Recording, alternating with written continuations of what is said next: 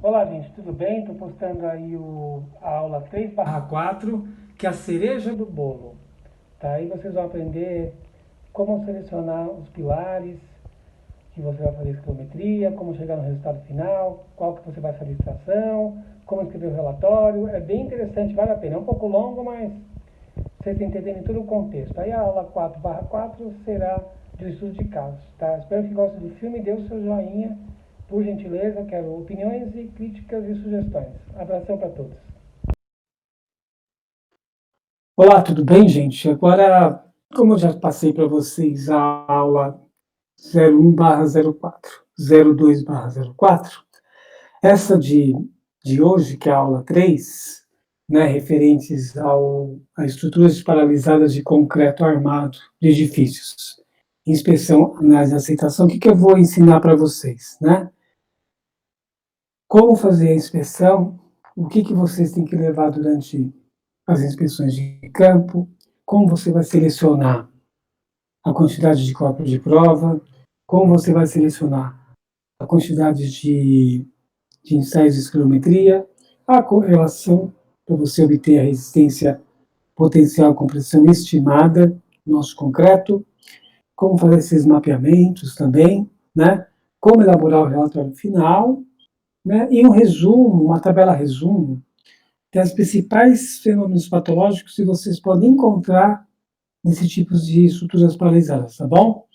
Vamos lá. Então, a proposta para a inspeção preliminar, inspeção detalhada com ensaios, análises e parecer técnico sobre estruturas de concreto armados existentes. Então, assim, para a gente atingir o objetivo proposto nesta aula, nesse item, primeiramente devemos ter o conhecimento das seguintes considerações. Primeiro, os critérios de vistoria em estruturas de concreto armado e edifícios paralisados. Isso também serve para qualquer tipo de edificação, tá? Não necessariamente paralisada. De repente, você tem uma estrutura que vai alterar o tipo de uso, mas ela está em funcionamento, você também pode utilizar essa metodologia. Aí também as tipologias, frequências das anomalias ou fenômenos patológicos e deteriorações das superestruturas de concreto armado e do próprio material concreto, além dos diagnósticos das origem dessas anomalias. E quais os critérios para avaliação e aceitação da resistência do concreto para fins de durabilidade e desempenho? Vamos usar o organograma que eu tinha mencionado, né, que eu elaborei, que é bem mais simplesinho do que os outros autores, né? Então, você tem a inspeção da estrutura, que ramifica. Primeiro, você vai lá fazer uma inspeção visual, essa inspeção visual é para você fazer mapeamento e tomar conhecimento das condições físicas dos elementos estruturais. Aí você vai fazer os ensaios tecnológicos, que você acha conveniente, que eu já expliquei, né, no caso, ensaios químicos, ensaios físicos e mecânicos. Também tentar tomar um conhecimento da história da obra, em que época foi construída, se tem algum diário, às vezes informações até da construtora, quem foi essa construtora, tentar obter qualquer tipo de projeto, né, o que você tiver de dados é importante. Né? E com esses três, os dados que você vai obter, uma boa pesquisa bibliográfica para você fazer o quê? Diagnosticar as origens dos fenômenos patológicos e adotar que conduta que você vai ter. Com esses quatro dados, você faz o diagnóstico e análise dos resultados químicos. Daí você vai definir a conduta. O que eu faço com aquele esqueleto? Ele tem ou não tem um desempenho satisfatório ou não? Se ele não tiver, eu vou, ou parcialmente também, né? Pode acontecer do último andar estar muito ruim, não dá para aproveitar, que é o que eu vou mostrar de um prédio para vocês nos estudos de caso que o último andar eu solicitei para demolir. Né? Ou você faz a demolição total, porque não vale a pena, está muito ruim, entendeu? E é isso. Então, não, ok, dá para recuperar? Qual que é a terapia? Qual o procedimento? Quais os materiais de construção? Onde vai ser reforço? Onde vai ser somente reparo localizado, uma perfumaria? Tá ok? E, com tudo isso, você vai fazer o registro do caso. No caso, o relatório, o laudo final, que você vai entregar para o seu cliente, para o dono da obra. Ok? E quais os materiais que eu vou precisar para fazer a inspeção de campo? O que eu preciso de equipamento? Eu preciso de equipamento da NASA, como se fosse para a Lua? Não, né, não chega a tanto, né? Eu preciso ser o Rambo? Ah, eu acho que sim, viu?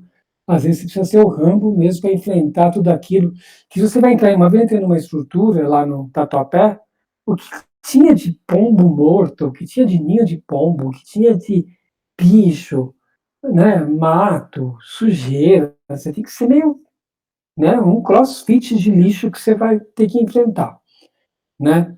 Precisa ser uma MacGyver? Talvez até sim, né? Para você poder, como é que você vai lidar com aquela situação, né? Tem situações, né, que eu vou usar o quê, então?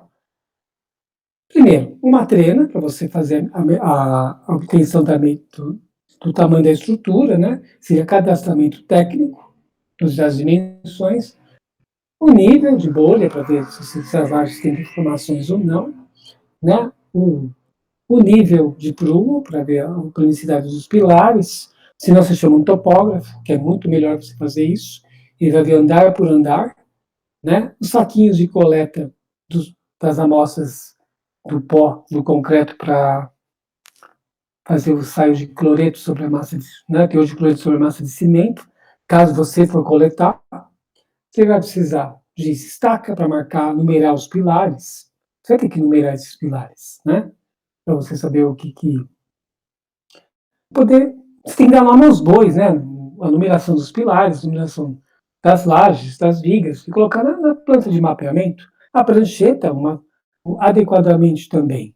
Você vai precisar da câmera digital com carregador, né? Também o martelo, ponteiro, tagadeiras afiadas e uma maquita, quer dizer, você tem que abrir uma janela de inspeção. Se tem uma armadura corroída, vamos quebrar aquele concreto que envolve a armadura para pegar a dimensão da barra de aço e ver o quanto que ela perdeu de seção original. Você vai precisar também de um paquímetro digital ou comum, um fissurômetro, se você vê trincas muito grandes, é bom medir uma ou outra fissura. Não são ser todas as fissuras, aquelas são maiores, que você enxerga de longe, né? A fenolftaleína, nitrato de prata, fenolftaleína por ensaio de carbonatação, e nitrato para você verificar se existe ou não cloreto, é o indicativo, como eu já expliquei. As plantas, em escala conveniente, vou ter plantinha 1 para 100. Vai com uma planta grande, no mínimo 1 para 50, para você ter espaço para desenhar, né, os fenômenos patológicos. Né, lapiseira, borracha, né, uma câmera termográfica, pode ser até aquele celular da Caterpillar, se você tiver, para fotografar, fazer uma termografia, para poder enxergar um pouco a fissura e tal. O drone, né, depois você fazer um mapeamento por fora, você não consegue, até é arriscado você se pendurar lá no pilar. Então, o drone tira foto para você andar pilar por pilar, viga por viga na face externa da estrutura. E muita intuição, você precisa ter muita intuição. A intuição vem da onde? Não é como uma cartomante. A intuição, ela vem, né? Não é uma bola de cristal, ela vem da sua experiência trabalhando com patologia no concreto, né? Então não é como tirando tarô, talvez você possa ir lá tirar tarô, porque se você vai ver se, quando se você estiver lá, o prédio não vai cair em cima de você e você morrer, né? Então, vai lá dar uma pesquisada. E qual que é a outra providência? Você vai fazer uma carta, né, para a construtora, o dono da obra, indicando um cronograma de serviços. É importante para ele não ficar te telefonando toda hora, para ver se já está pronto o relatório. Porque tem cliente que adora ficar ligando o tempo inteiro, mesmo. Então, se com um cronograma, ele sossega e não fica te telefonando o tempo inteiro. Tá? Uma planilha de autorização de serviço, onde você vai escrever todos os colaboradores, né, o que cada um vai fazer, para poder ter permissão de entrada na edificação, caso tenha um porteiro, alguma coisa, para não ficar toda hora se identificando também, né? Que tem lugar que a gente manda a lista de funcionários e toda hora tem que ficar se identificando. Não sei para que serve a lista de funcionários. Né? Isso aí. Aí, com essa treina, você vai, né, lá no local. Primeiro, você nunca faça essas inspeções em prédios paralisados sozinho. Nunca. E nunca fique também sozinho no andar. É sempre em dupla. Porque lá você pode cair, se machucar e não vai ter ninguém para te ajudar. Então você tem sempre que andar junto com alguém com todos os seus EPIs, com capacete, com bota, com luva, com óculos, com tudo. Calça jeans, nada de saia, de calça de briga mesmo, a gente fala, roupa de briga, né? E com os seus EPIs. E assim, vai andar é sempre olhando para o chão, porque a cabeça está protegida pelo capacete. O chão por quê? Que pode ter prego, pode ter um buraco que está tampado com uma madeira podre e você afundar, pode ter ganchos de ancoragem, pode ter um monte de coisa que você pode tropeçar, né? Isso que o ideal, antes de você fazer essa inspeção, é pedir para o dono da obra, a construtora, limpar o andar para você e lavar, porque você enxerga até melhor como é que está a situação da estrutura quanto aos fenômenos patológicos. Tá? Então, você vai fazer uma planta, vai medir tudo que está lá e desenhar um CAD, em plota colorido. E adota uma legenda, que é importante. Pode ser uma legenda do seu interesse, do que você está acostumado, é igual essa legenda aqui que eu coloquei, que está lá no livro que foi editado, ok? Os pilares, às vezes é interessante se o cliente pagar para isso, né? Porque demora, é caro também, né? Depois passar tudo isso ali para um computador, ou desenhar à mão, é você pegar o pilar e desenhar ele aberto. Aí pede para o pessoal fazer o desenho dos fenômenos patológicos que você está enxergando no pilar. Ah, na viga eu preciso desenhar ela aberta, você faz se você quiser. Não vejo, acho que é só a planta baixa é interessante. Só uma coisinha, voltando lá.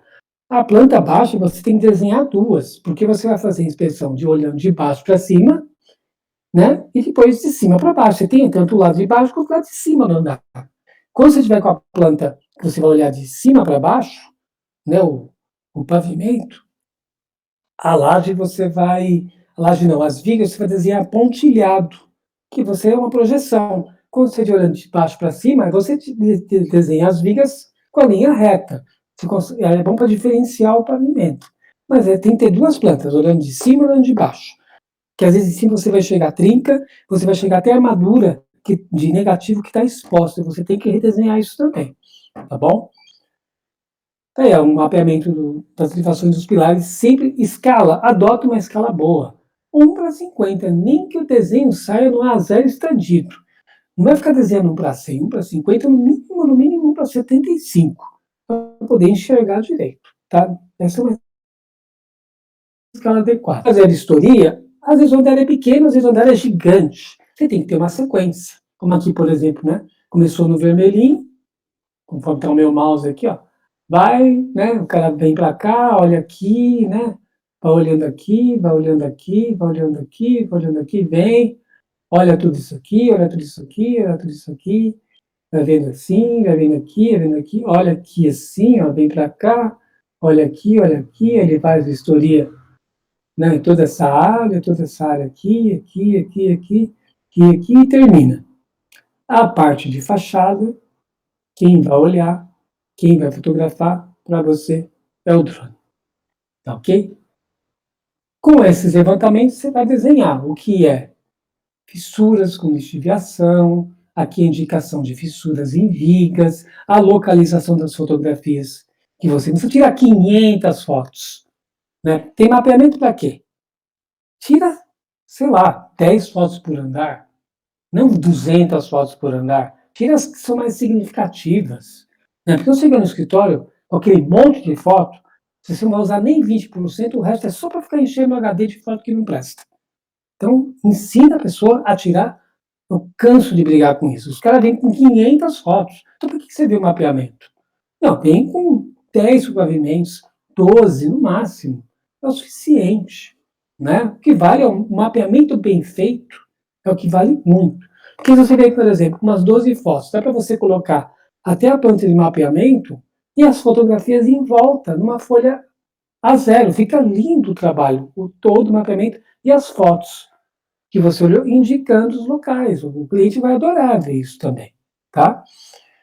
Foto também é assim, né? Você vai tirar foto. Aqui é uma corrosão. Você vai lá e tira da corrosão. Não adianta nada. Você tem que tirar da viga inteira, para quem for analisar, por exemplo, entender o universo da viga e depois um detalhe do nível de corrosão. Tem uns caras que tiram foto, aqui é a trinca. Você não sabe do que é, se ela é vertical, se ela é inclinada, se ela está no canto da parede, se ela está no meio da parede, se ela está embaixo da parede. É terrível, né? Então, tira de longe. E se for uma trinca, não dá para enxergar, meu Deus, pega o destaque, serve para quê? Você riscar a trinca do lado. Aí você vai conseguir enxergar de perto, você tira. É tão simples. Põe uma caneta. É importante uma lapiseira, né? Não vou falar, não, lapiseira ou uma caneta para você entender o tamanho da trinca também. É importante isso, tá? Você vai fazer a coleta, como eu já comentei antes. Põe num saquinho, identifica o pavimento, o andar, a data, direitinho. Melhor chamar o laboratório. A frente de carbonatação, como é um ensaio simples, vocês mesmos podem fazer, desde que você abra um local que está bom, com a maquita, bonitinho lá, quebra, chega na armadura, passa o pincel, tira bastante o pó e borrifa a fenolftaleína. Vai sair o corpo de prova também. Né? Acompanha, é importante você acompanhar o laboratório o tempo inteiro. Só no início, pelo menos no andar, para ele saber como é que você quer, e você entrega para ele uma planta indicativa da estrutura, os lugares onde ele vai fazer extração e os lugares que ele vai fazer extração e esquilometria também. E os pilares que vão ter só esquilometria, tá bom? Aqui, ó, essa plantinha, tá vendo? Uma plantinha que eu estou indicando quais são os pilares que eu vou fazer extração e esquilometria e quais são os pilares que eu vou fazer só esquilometria. Aí você vai passar isso. É importante passar isso para o laboratório para ele não se perder. E assim, a nomenclatura que o laboratório vai usar no certificado, pavimento tal, tem que ser a mesma. Então, vamos supor, eu estou no 5º andar, então ele vai escrever no certificado pilares do quinto andar que sustentam a laje do 6º, tá? Que às vezes é diferente do que está no projeto. Então, você pode criar essa nomenclatura. Estou no 5º andar extraindo esquilometria, aliás, corpo de prova e fazendo esquilometria. Põe no certificado, pilares do 5º andar que sustentam a laje do 6º pavimento. Aí você sabe que aqueles pilares estão sustentando o andar de cima, ok? Tudo bem. E aí, eu falei dos ensaios, né? Mas quantas esquilometrias? Quantas extrações de campo de prova que eu tenho que fazer? Aí, vamos ver, como é que você vai conseguir identificar isso daí? Existe a norma 76801 da BNT, denominada concreto, extração, preparo, ensaio e análise de testemunhos de estruturas de concreto, parte 1, resistência à compressão axial. Essa norma determina condições em que se fazem necessárias a verificação da resistência potencial do concreto, sendo as 3 condições. Primeiro, a resistência estimada do concreto inferior de projeto e em proporção tal que obrigue ao exame e à comprovação da estrutura. Aí, no caso, de repente, a obra está em execução, você precisa extrair os corpos de prova. Né? Mudança de uso, e tem um item que, para essa norma que é muito bacana, que é continuação de obras inacabadas. Existe um item específico para isso, tá? Por quê? Eu não vou chegar na minha estrutura, eu tenho que saber o mínimo que eu tenho que extrair. Vou chegar na minha estrutura e fazer aquela obra, um queijo suíço, e arrancando o corpo de prova tudo quanto é lugar sem critério nenhum. Porque, de uma certa maneira, a extração do corpo de prova já identifica a estrutura de alguma forma, né? E eu vou tirar da onde também? Vou tirar de viga, de laje, pilar? Não, no meu caso, eu só tiro corpo de prova de pilares, porque é o pilar que sustenta o prédio. Né? A laje, se der uma baixa resistência, não é ela que vai provocar. Aliás, vamos dizer, elementos de flexão, o concreto não contribui tanto, é o aço que contribui. Agora, o pilar, sim. Então, é o que segura a estrutura. Então, eu tenho que extrair copo de prova dos pilares, tá? Para eu passar para o calculista qual que é a minha resistência potencial do meu concreto à compressão estimada daquele pavimento.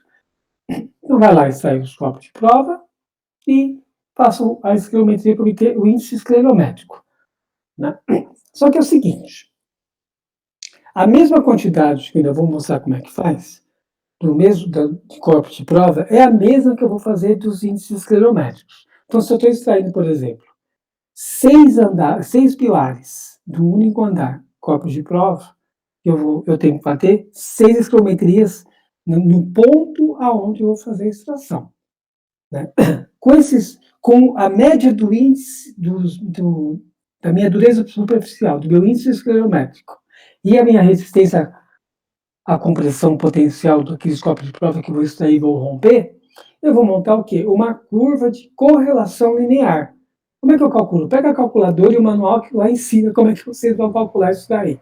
Você vai ter a curva que chama y igual a mais vezes x, onde y vai ser o quê? A minha resistência estimada daqueles pilares que eu não fiz a extração, que eu só vou fazer esquilometria, né? Então, se eu fiz 6 extrações, 6 esquilometrias, eu posso só bater mais 6 esquilometrias em outros pilares. Aí eu vou ter 6 resistências, né, à compressão, né, potencial. Eu vou ter 6 estimadas. Então, eu vou ter 12. Com esses 12, eu vou ter o FCK do meu pavimento, com muita segurança, tá? Porque nessa fórmula, P é onde eu vou colocar a média das minhas esquilometrias dos pilares que eu não extraí. Então, lá, se eu tenho esses valores dos 6 potenciais estimados, eu posso fazer o quê? Né? Obter uma FCK. Agora, vamos lá. Essa 76801, ela indica que para estruturas paralisadas, no mínimo, 6 corpos de prova, tá? Então, vamos ali, ó. A amostragem parcial, né? Amostragem parcial. A gente tem, no mínimo, 6 corpos de prova se você tem entre 8 metros cúbicos de concreto a 50 metros cúbicos de concreto de pilar. Se é uma obra que eu tenho um predinho até 8 metros cúbicos, eu posso extrair 4. A norma estabelece, no mínimo 6, entre 8 a 50 metros cúbicos, que é cada lote. Então, você tem um shopping com os seus 400 pilares. Eu vou ter que somar os volumes de concreto desses 400 pilares e formar lotes a cada 50 pilares. Quer dizer, a cada 50 metros quadrados, desculpa, cada 50 metros quadrados é um lote. Desse cada 50 metros quadrados de pilar, são 6 corpos de prova. Eu vou instalar, eu vou extrair. Ah, mas vai ficar muito caro, não sei o quê, né? Tem cliente que chora, reclama, e às vezes ele não tem dinheiro mesmo para pagar. Ah, nessa situação, o que você pode fazer? Vai do seu bom senso. Então, vamos extrair, inicialmente, 4 corpos de prova, isso é opinião minha, tá? Estou tirando da minha cabeça, né? Então, o Dr. Carlos Vice também concorda comigo, né? O Paulo Helene também, tudo mais, né? Que eu extraio 4, o Hageb falava isso também. Você pode extrair 4 corpos de prova. Mas não romper. Se você vê que as resistências estão indo em boas, não precisa nem extrair 6. Ao invés de eu tirar mais 6 esquilometrias, eu tiro 8 esquilometrias, então. Né? 8, além daquelas 4 daqueles pilares que eu já estou saindo no corpo de prova. Vai do bom senso. Agora, se de repente eu tirando 4, os resultados de compressão estão um lixo, aí eu tenho que tirar até mais que 6, bobear. Entendeu? Então vai ser do bom senso. A norma pede isso. 6, no mínimo, por lote. Tá? Então, qual que é o lote? Para compressão ou compressão e flexão, no mínimo, a cada 50 metros cúbicos de concreto ou um pavimento. Então, de repente, você tem um andar de um prédio, de um edifício residencial. Você somou os volumes de concreto dos pilares daquele pavimento. Deu 45 metros cúbicos de concreto. Ah, tá, é um lote. Eu tenho 25 pilares, vou escolher só 6. Tá bom? E mais 6 só para esquilometria. Então, são 12 esquilometrias, 6 extrações, tá bom? E aí, como é que eu faço? Como é que eu vou fazer isso? Vamos ver essa plantinha aqui, por exemplo, né? A primeira coisa que você tem que ir atrás de descobrir é que idade que fez aquela estrutura. Então, que é a tal da anamnese. Então, essa estrutura ela foi feita em 1990, né? Fazem 30 anos. Tenta saber, naquela idade, naquele tempo, qual era o volume de concreto que as usinas utilizavam nos caminhões betoneiros. Aí você levantou e você viu que, naquela época usava caminhões de até 8 metros cúbicos. não como tem de 10 hoje. Né? Então, vamos imaginar, então, VC8, vamos supor que usaram 6. Eu vou somar volume de concreto, de pilar por pilar de concreto que tem aqui. Então, vai lá, pego o P42, P41, P36, vou somando o volume de cada um desses. Quando der 6, né, é um lote. E como é que eles concretam geralmente? Sempre do fundo para frente. Então, é do fundo para frente. Eu vou imaginar um plano de concretagem. Né, do fundo para frente que eu vou separar meus lotes. Então, nesse prédio, ó, eu tive 1, 2, 3, né? 1, 2, 3, 4, 5, 6, 7 lotes. Certo? Isso é um exemplo. Então, cada lote desse eu vou extrair um corpo de prova e fazer escrometria aonde for extrair esse corpo de prova, que são essas bolinhas azuis aqui. Tá vendo? Aí eu vou ter 1, 2, 3, 4, 5, 6, 7 corpos de prova. A norma pede mínimo 6. Eu estou com 7. Se eu quiser, eu posso até tirar. Eu não faço desse, por exemplo, se a obra não tiver dinheiro para pagar, né? Aí eu vou escolher outros pilares distantes desses que eu vou extrair corpo de prova e fazer esquilometria. Esses vermelhos são os quais que eu só vou fazer esquilometria. Olha que família legal para a gente poder estudar. Então eu tenho 7 extrações, 14 esquilometrias. Dessas 7 extrações e 7 esquilometrias, índices quilométricos, eu vou montar minha curva de correlação. Y igual a mais BX. Vê que bacana?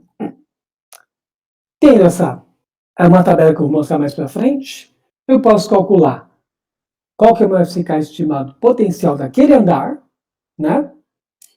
Tanto pela 12655, que é concreto, cimento, Portland, preparo, controle, cimento, aceitação, procedimento, ou por Gauss. Eu, particularmente, eu prefiro calcular por Gauss, porque eu vou ter a minha variância, eu vou ter o meu desvio padrão, e eu sinto mais eu particularmente eu tenho mais sensibilidade de fazer por Gauss do que pela 12655. Eu não gosto da 12655. Eu já discuti isso, eu não gosto.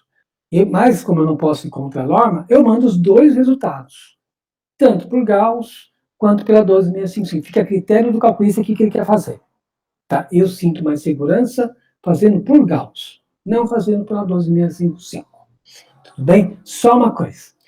Voltando naquela planta. Esse andar eu tenho esse mapeamento de extrações e esquilometrias. E o andar de baixo? Eu não posso usar a mesma plumada de pilar. Eu pulo um pilar. Ou pulo 2 pilares. O importante é fazer um rodízio de pilares ao longo da torre, para você ter uma dispersão, para você ter uma variação, entendeu? De pilares assim. É melhor fazer desse jeito. Então, vamos supor, andar de baixo, o andar de cima, né? Ao invés de ser, por exemplo, aqui, esse pilar aqui que eu estou rodeando com o mouse, eu poderia fazer esse daqui. E ao invés de ser esse, eu faço esse pilar aqui e vou mudando. Vou mudando com o da frente. São 10 andares, vou fazendo um rodízio. Vou pulando, para ter uma boa, né, família de dados por pavimento. E essa é a tabela. Então, eu vou anotar os pilares que eu estudei, os índices quilométricos dos pilares que eu fiz tudo, índices quilométricos, a média de cada um. Aqui eu vou anotar em azul as estações, quando deu a estação de corpo de prova, então eu tenho aqui, ó, com esse valor, com esses valores e esses valores, eu consigo elaborar a minha curva de correlação, que está aqui, ó. Isso daqui. Em X, são esses valores das minhas médias, dos índices quilométricos, que eu não fiz extração. Aí eu vou calcular aqui, ó, obtive os valores, né, FCK, a compressão estimado, né, potencial estimado, tá aqui, ó. Aí aí eu pego todos esses valores, que era esse aqui, põe lá no Gauss, calculo por Gauss e P12655, eu vou passar para o calculista o FCK, né, potencial a compressão estimado, pela 12655, e também, está aqui, né, 12655, e por Gauss, que eu tenho a variância, né, tenho o número de ensaiados, tenho o meu desvio padrão, que desvio padrão bom aqui, ó, 2,94, 1,25, quer dizer que o meu concreto, pode ser que visualmente está cheio de patologia, está um lixo, né? Mas com relação à resistência, ele está bom, ó. Né? Essa aqui é de uma tabela de uma obra que era FCK 25. Olha, de 20 anos depois, o quanto que cresceu de resistência, hein? Você vê que maravilha? Tá? E aí? Já tenho tudo, né? Eu tenho lá os mapeamentos, eu tenho as fotografias, eu tenho os meus ensaios químicos, ou até fiz um ultrassom lá, fiz até um potencial, uma resistividade para dar uma enfeitada no relatório, se o cliente tiver como pagar, né? Porque é caro esse ensaio. Fiz as minhas extrações, fiz as minhas quilometrias, tenho todos os certificados lá dos laboratórios, né? Credenciados pelo Inmetro, entendeu? Ou de laboratório que você conhece, tem confiança, né? Porque, assim, esse tipo de trabalho não dá para fazer leilão, gente. De laboratório, você chama aquele que você tem confiança, nem que você abra os valores dos outros, para ele poder chegar num preço adequado. Acho que não se faz leilão esse tipo de trabalho, tá? Vai da confiabilidade do seu fornecedor. Minha opinião, cada um pensa de um jeito, né? Você vai fazer o quê? Você vai emitir, vai ter o diagnóstico, vai ter todos, resolver os procedimentos, tá? Você vai emitir outro relatório final. Né? Então, a elaboração do parecer técnico. Então, de posse da coleta de dados e das informações das estruturas mencionadas anteriormente, participa da elaboração do parecer técnico e entrega ao contratante ou ao dono da obra. Né? Como não existe uma norma brasileira para isso, né? Sugere, então, que prescreve no item 4.2.2 da 5674, né? Que é a norma de manutenção, né? Ou reforma, não estou lembrado. Né? Então, lá descreve, aqui que comenta um relatório básico, assim, né? Descrever a degradação de cada sistema, subsistema, elemento ou componente de edificação, apontar sempre que possível estimar a perda de seu desempenho, recomendar ações para minimizar os serviços de manutenção coletiva e conter um prognóstico de ocorrência. Tá? Mas existe um decreto federal sobre inspeção de estádios de futebol, vocês têm que ler, que é maravilhoso, que segue muito bem os tópicos de como elaborar um relatório do jeito que eu aprendi com a doutora Maria Nolan e com o Hageb, que é o jeito que eu faço. Né? É bem legal. Então, vocês vão lá no livro, que eu coloquei esses quadros. Né? Então, você tem a introdução aqui do relatório, que é identificação dos solicitantes, classificação do objetivo, né? A tipologia, né? Eu peguei, na verdade, eu peguei esse decreto, peguei a tabela que eles têm lá, a sequência, e coloquei algumas coisas minhas também. Então, aqui interessante, desenvolvimento do corpo do laudo, o que você tem que colocar, né? No próprio corpo, a conclusão e os anexos. Anexo fotográfico, ART, as plantas, certificados, tabelas de cálculo e qualquer outros documentos, né? Que você acha conveniente. Às vezes até os documentos que o cliente te encaminhou, você vai colocar como anexo também, que é importante isso, tá bom? Eu adaptei com base no decreto federal. Dá uma lida nesse decreto federal 6795.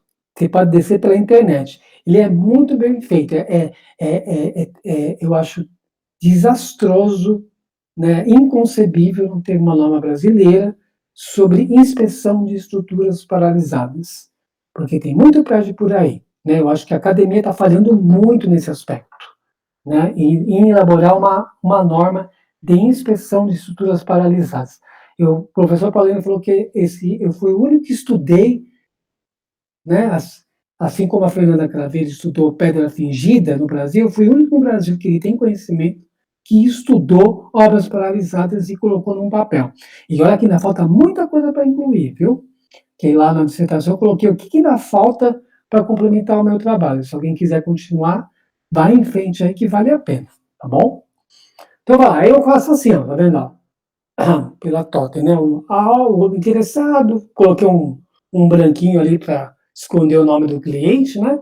O interessado, a obra, o assunto, na foto a capa do prédio, o índice, tá vendo? Quais são os anexos, né? Então, o objetivo preliminar, sim, você pode até desmembrar mais o índice, se vocês quiserem, né? Quais são os anexos, né? Aí começa, né? Qual é o objetivo preliminar, tal, né? a localização da obra, uma foto da obra, aí você começa a parte de vistoria, mostrando a patologia, algumas fotografias aqui e outras no anexo também, que nem, ó, conforme as fotografias abaixo, e fotos 99 a 104 no anexo, para não ficar carregado muito logo do início, né? Então você põe assim, umas 6, 8 fotos no início, depois todas as outras que você achar conveniente, lá como anexo fotográfico, né? Aí, ó, determinação das causas, a curva de correlação, tá vendo? Explica o que é a curva de correlação, né? Ó, vai falar dos ensaios que você extraiu para chegar na curva, tá? As tabelas que você calculou lá a correlação, depois o que você calculou de FCK, tanto por Gauss quanto pela 12655, põe os dois, o diagnóstico das causas, né? Os resultados de ensaio, as coletas, entendeu? Aí os procedimentos de reparo, detalhes da recuperação, tudo isso você tem que desenvolver, né? Quem foi que foi uma consideração final e quem foi que assinou esses relatórios aí. Os anexos, né? Aqui, ó, textinho que fez a textinha é muito boa, eu gosto muito do pessoal de lá. Não que eu não gosto dos outros laboratórios, mas eu geralmente chamo esses caras aí para fazer esse tipo de ensaio, já estou acostumado do jeito que eu gosto, né? Certo, gente? Aí você entrega o relatório para o seu cliente, marca uma reunião, faz um PowerPoint, né? E vai lá mais de uma hora explicando para o cara o que ele tem que fazer com toda aquela estrutura. E aí, então, tudo isso, o trabalho da dissertação, e que está no livro também, né, tem esses estudos aqui. Uma das obras, tá, na verdade eu fiz mais de 20 obras paralisadas, entendeu? Desde shoppingzinho pequeno, até galpões industriais, até shopping, um monte de coisa, mas eu foquei esse trabalho em edifícios residenciais, né? Esses 4 aqui, tá? Os prédios estão prontos, tá vendo? Esse primeiro aqui na Pompeia é o que está tá aqui demonstrado, né? Está indicado. Esse outro aqui é atrás do lado do Hotel Unique, que é o segundo aqui, Jardim Paulista, né? Uma construção muito boa. Terminou, ficou lindo, maravilhoso, um apartamento por andar, 500 metros quadrados de laje, né? Não é para qualquer um. Esse prédio aqui é um outro que até hoje não foi para frente, não é uma pena. É dele que eu vou falar para vocês no estudo de casos, que ele é bem interessante. E outro na Ana Franca, que a pessoa já está morando já, e já está pronto, graças a Deus, né? E eu digo, funcionar, funciona. O procedimento. Não sou o dono da verdade, né? Cada um tem outras pessoas que pensam de outras maneiras, né? Graças a Deus deu certo, os pés estão lá, né? Até hoje, inteiros, o pessoal está morando, né? Foi numa banca, fui aprovado na dissertação, com esse tipo de trabalho que é inovador, tá ok? Espero que vocês tenham gostado. Outra coisa também, eu fiz tem um resumo que vocês podem seguir. O que eu vou encontrar lá de patologia? Eu peguei esses 4 estudos de caso e fiz um resumo. Então vamos lá. Ó. Falhas de concretagem ao longo dos pilares apresentando ninhos de pedras. Nos três casos, 2 tinham isso. Então 50% de probabilidade. Tem situação que é ruptura, desplacamento da camada de cobrimento ao longo dos pilares. Todos os prédios tinham. Então 100% de probabilidade de você ter isso. Não é a verdade, mas já te ajuda. Quando você for lá, o que você vai enfrentar? Então, qual o tamanho do abacaxi que você vai descascar? Tá? Isso está lá no livro também, que vai ajudar vocês. Ó, não esqueça de comprar o livro, vale a pena. Vocês vão gostar. Ok? Então, ó, obrigado. Tá aí essa é a parte 3/04, que vai ser publicada até sexta-feira no YouTube. Espero que vocês gostem. Dá o seu joinha lá, curta. Eu quero comentários, gente. É importante. Mesmo que sejam bons, e principalmente os ruins, o que eu posso melhorar, e sugestões do que vocês gostariam que eu falasse. Ok? Muito obrigado. Um abraço a todos.